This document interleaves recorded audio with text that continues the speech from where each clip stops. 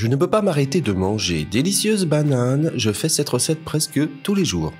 Appuyez déjà sur le bouton j'aime puis laissez vos commentaires sur cette recette. Commencez par éplucher 3 bananes très mûres, j'utilise des plantains.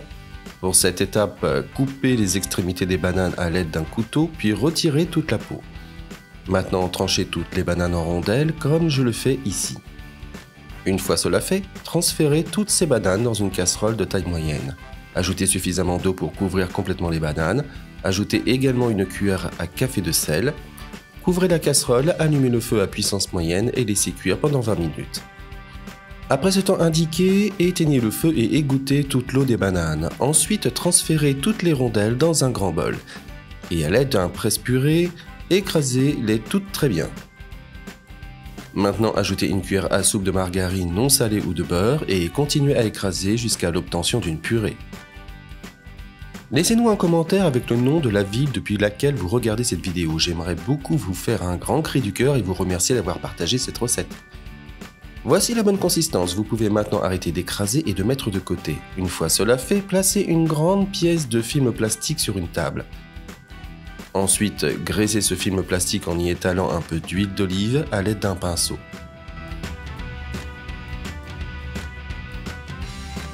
Maintenant, ajoutez toute la purée de banane que nous venons de préparer. Et à l'aide d'une cuillère, étalez-la bien jusqu'à ce qu'elle soit plate et lisse. Pour faire la garniture, ajoutez 100 g de fromage mozzarella en tranches. On les dispose comme ceci.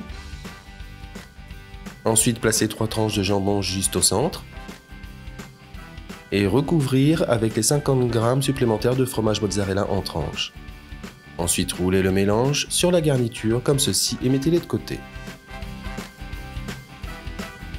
Maintenant, sur une grande pièce de papier aluminium, étalez un peu d'huile d'olive à l'aide d'un pinceau. Ensuite, transférez le rouleau de banane du film plastique au papier d'aluminium. Et emballez-le bien comme ceci. Si vous êtes arrivé jusqu'ici, cela signifie que vous aimez notre vidéo, ou en tout cas notre recette. Alors cliquez sur le bouton partager et partagez cette vidéo avec tous vos amis. Cela ne vous coûtera rien, mais pour nous cela fera toute la différence.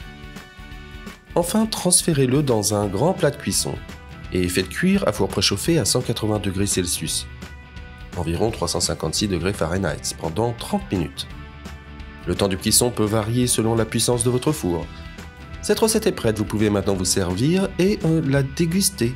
J'espère vraiment que vous aimerez cette recette en tout cas. Maintenant, je vais retourner dans la section des commentaires et répondre à tous ceux qui m'ont laissé le nom de leur ville. Et je vous remercierai également d'avoir partagé cette recette.